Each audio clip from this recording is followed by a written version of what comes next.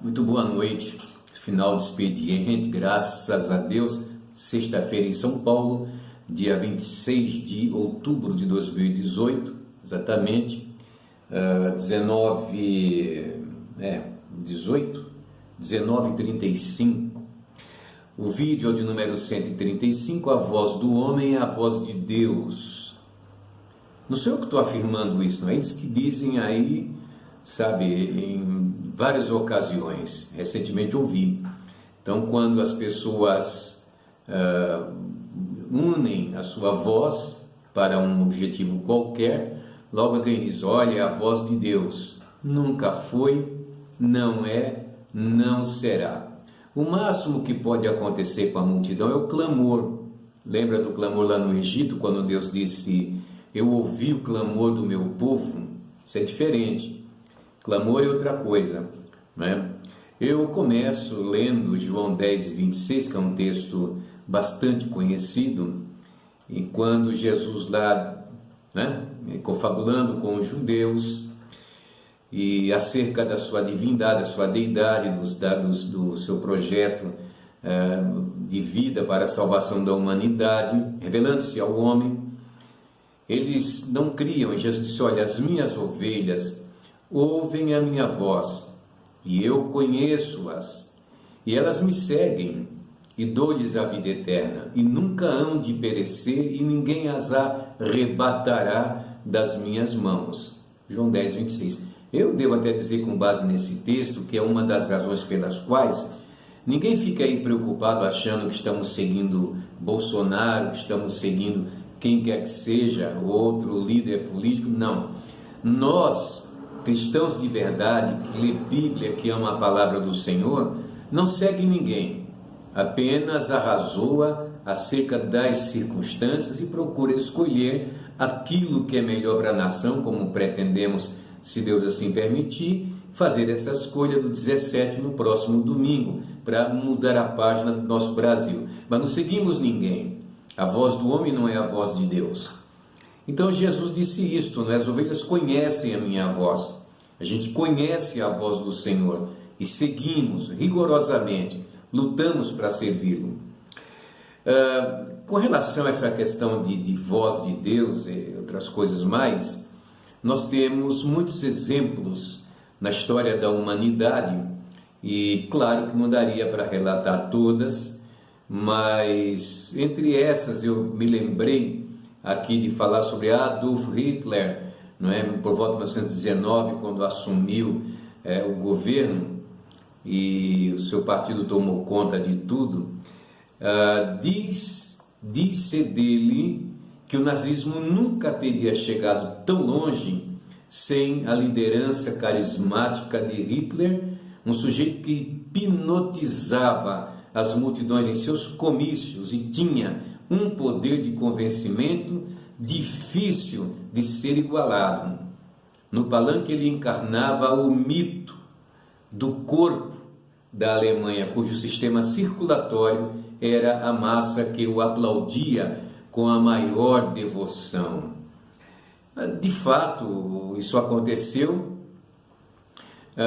acontece com frequência, com maior ou com menor expressão, às vezes até no mundo religioso, mesmo chamado mundo evangélico, gospel, a gente vê que tem pessoas que têm um poder de convencimento imenso, em que eles conseguem reunir milhares de pessoas com muita facilidade. E, logicamente, eu só atribuo isto a esse carisma poderoso em que alguns se valem dele quando a pessoa se apodera daquilo que a Bíblia oferece para fazerem dele mau uso, não que ela ofereça, mas que as pessoas, ela oferece o bom, o bem, o poder, a graça, a verdade, mas tem pessoas que tomam isso como ferramenta e com seu poder de convencimento atraem para si milhares de pessoas. Eles nunca colocam essas pessoas em torno de Cristo, não é o alvo nem o objetivo deles. Então, eu separei também um texto aqui me lembrando, logicamente, aliás, antes disso eu quero falar sobre Romanos 1, 25, 26, que os homens, está escrito lá, mudaram a verdade de Deus em mentira e honraram e serviram mais a criatura do que o Criador, que é bendito eternamente. Está lá em Romanos 1, 25, 26. E por isso Deus os abandonou as paixões infames, porque até as mulheres mudaram o natural no contrário da natureza, os homens também. Por quê? Porque a fala do homem é de um poder de convencimento extraordinário. Por exemplo, ultimamente andam querendo, com o poder de convencimento, fazer as crianças entenderem que menina não é menino, que menino não é menino, e que eles vão decidir o que querem ser depois. Ora, isso é a fala do homem, como um lobo, certo? De um urso devorador capaz de arrebentar, de estraçalhar suas vidas com o poder das suas falas. E não é voz de Deus. E quando as multidões aplaudem, abraçam isso tudo, a gente também vai compreender com muita facilidade que isso são pessoas que se deixam levar pelo convencimento e, logicamente, quando dizem amém, aleluia, não é a voz de Deus. Ninguém se confunda com isto. Olha, deixa-me dizer uma coisa. Vivo a minha vida cristã desde 65, na verdade, consideraria a infância também, mas eu nunca me permiti me deixar levar por qualquer pessoa, qualquer líder, por mais simpático que seja. E olha que eu amo muitos obreiros, amei muitos pastores, que tive o desejo de imitar a fé dos tais, admirava não o discurso, mas o exemplo de vida que se produzia em suas palavras, e era perceptível que realmente viviam aquilo que pregavam, não tentavam convencer ninguém, não havia interesse em convencer ninguém. Então, a voz do povo não representa em absolutamente nada a voz de Deus. Eu me lembrei aqui, e foi esse texto que eu ia citar logo depois de Romanos, quando numa certa tarde ou num certo dia,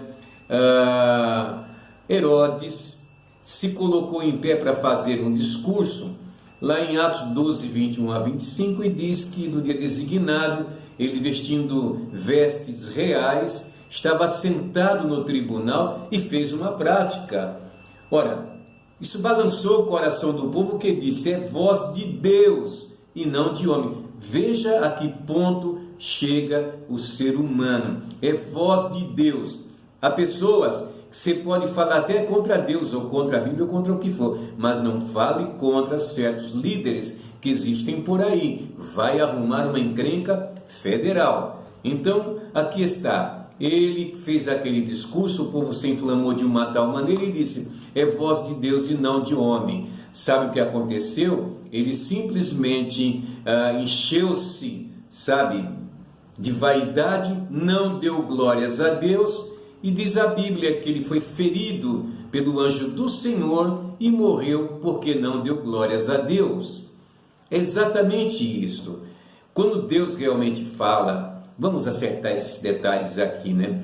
Ninguém precisa engrossar a voz, emperdigar-se diante do povo e, aquela coisa, aquele tom forte na primeira pessoa do singular. Eu aqui vos falo, Deus manda falar isso, e muitas vezes Deus nem manda falar. A voz de Deus é sentida no coração, faz a gente derramar lágrimas. Eu já chorei muito diante da palavra e diante de mensagens que realmente eu senti que eram do Senhor, mas não me levou a adorar ninguém, amar ninguém, aplaudir ninguém, mas simplesmente quebrantar o meu coração e glorificar o Senhor, porque é isto que acontece. Quando Deus fala, como se fosse uma montanha de eco, estoura, responde no coração da gente, é coisa importante.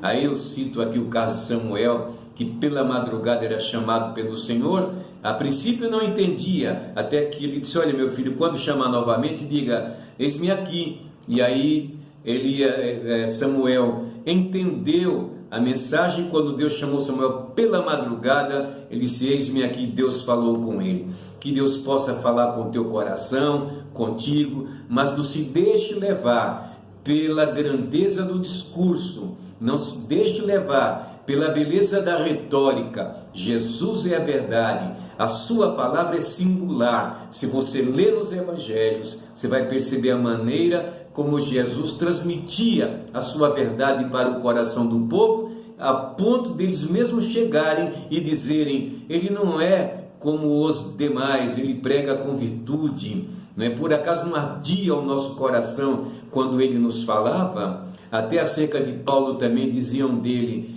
ele prega com poder. Portanto, meus queridos, que Deus nos guarde e que possamos nos precaver de tudo aquilo que pareça voz de Deus e não é voz simplesmente de homens. Grande abraço e um abençoado fim de semana para todos vocês em todo o Brasil e um bom domingo, 17 neles.